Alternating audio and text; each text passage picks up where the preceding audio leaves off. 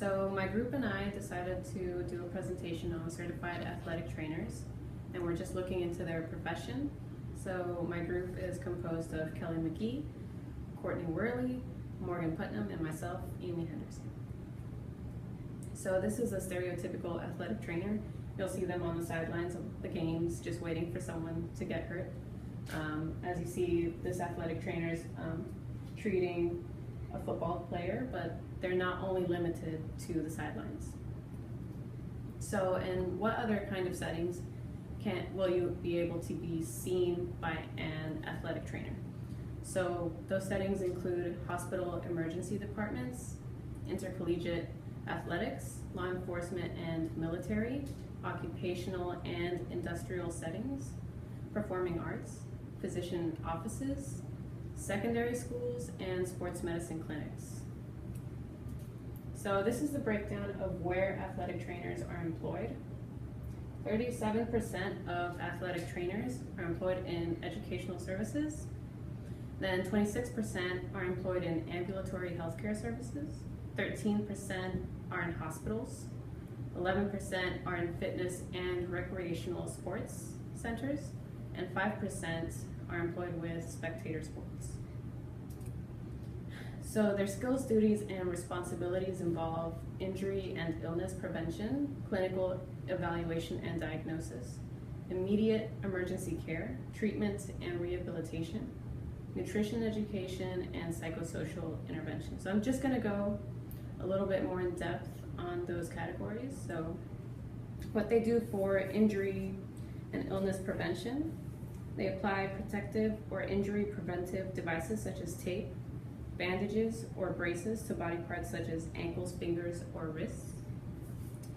For treatment and rehab, they can develop training programs or routines designed to improve athletic performance.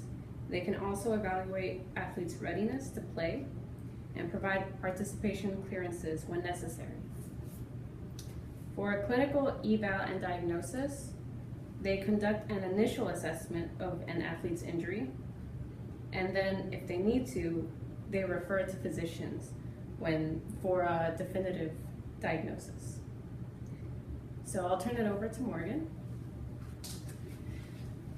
Okay, so we interviewed Laura Beth Walker, who is a certified athletic trainer as well as a student of physical therapy. She has her 4-year bachelor's degree that she obtained at UGA, which includes, it's a 2-year program plus 4 semesters of clinical assignment. And even though she's a PT student right now, she's still practicing as an athletic trainer. So just some information on the educational background for an athletic trainer. You can either get a bachelor or master's degree from an accredited professional athletic training program, but more than 70% of athletic trainers have a master's degree. So that's more common right now. In addition, it's required, you have to pass a comprehensive test administered by the Board of Certification, or the BOC. And lastly, you have to meet ongoing continuing education requirements in order to remain certified. So we just wanted to include some information comparing athletic trainers and personal trainers. And you should know that they are not the same thing. The athletic training curriculum actually follows a more medical model. They also graduate with a bachelor or master's degree, whereas a personal trainer only needs to have a high school degree and be certified through the American Council of Exercise in order to practice. So I'm going to talk a little bit about the different ways that you can be officially an athletic trainer. So the highest level and the most restrictive form is going to be a licensure. So this is going to be equivalent to being a medically licensed physician, or for us when we take the boards as well. The next level, and the part about the licensure is that it means you have a right to practice, which means that it's illegal to actually state that you are a licensed athletic trainer if you are not actually licensed and practicing that way. The next level is going to be a little bit more moderate in its restrictions with a certification, and so the state is granting you the right to the title, and you can say, I am a certified athletic trainer, and you can treat patients that way. However, if you are not certified, you still possess the knowledge, you can still treat them and perform your duties, but you're not allowed to say that you are the athletic trainer working for them. And lastly, registration is going to be the least restrictive, and so you basically just sign a form, you pay a fee, and you tell the government that you're an athletic trainer. So on the next slide, you'll see there's a map here. Most of the states require that you be a full licensed athletic trainer. California is a little bit of an exception with no regulations whatsoever. However, it's really recommended that you have full licensure and certification in order to practice and advance in that career path. And lastly, so with regards to Georgia, it requires you to have a certification and a licensure, and it has to be recognized by the BOC exam. And then lastly, California is completely unregulated. And so direct access is something that's kind of a big deal for physical therapists that we're lobbying for. We do have it in Georgia, and for athletic trainers, they actually have it across all states. So they're up there with the same as physicians, chiropractors, physician assistants, and nurse practitioners. That just means that their patients are able to come see them directly without having to go to the doctor first to have a referral for athletic training. Okay, so you might be wondering, so what is the interaction between physical therapists and athletic trainers? It's actually a team approach between PTs, ATCs, and the physician. So they really like to work together to promote the best care for the individual.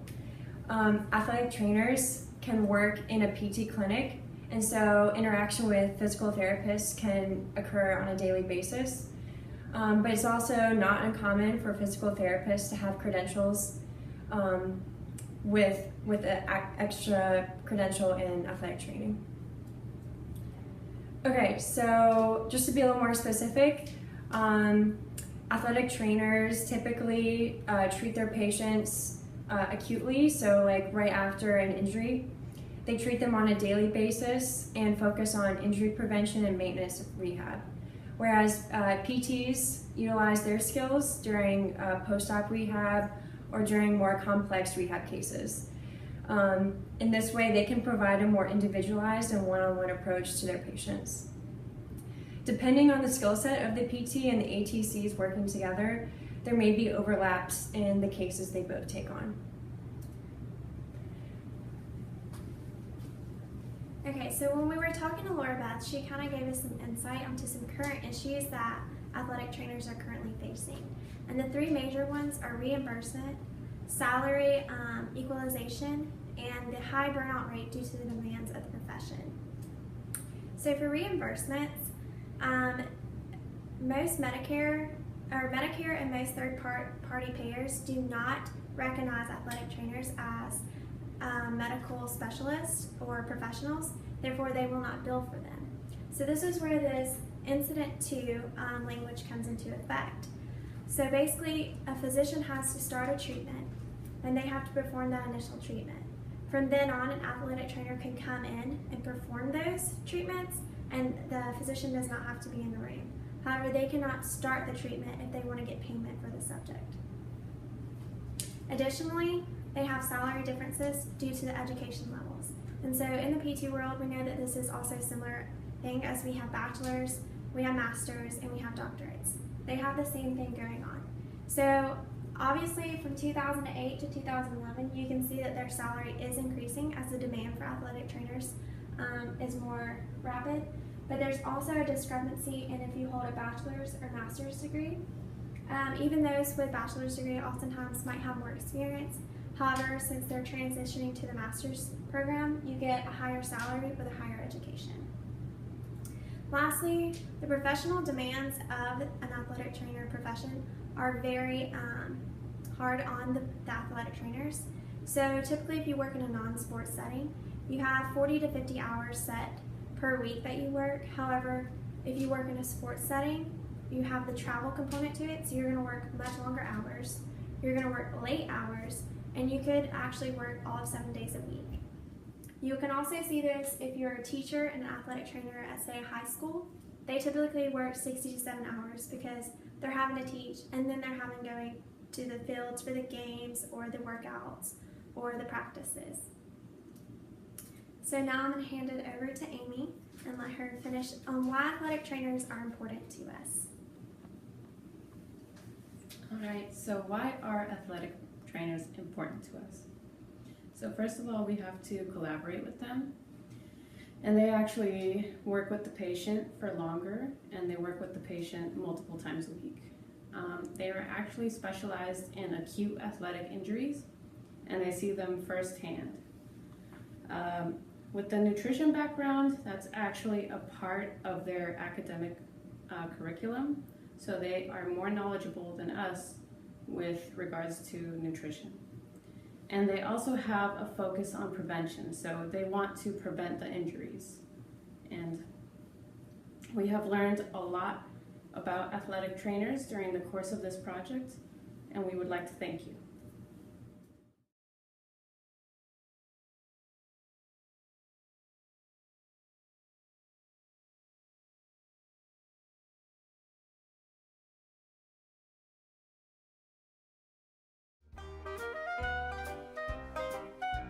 Okay, and now I'm going to turn it over to Amy so that she can talk about the importance athletic trainers are to us. Okay, so first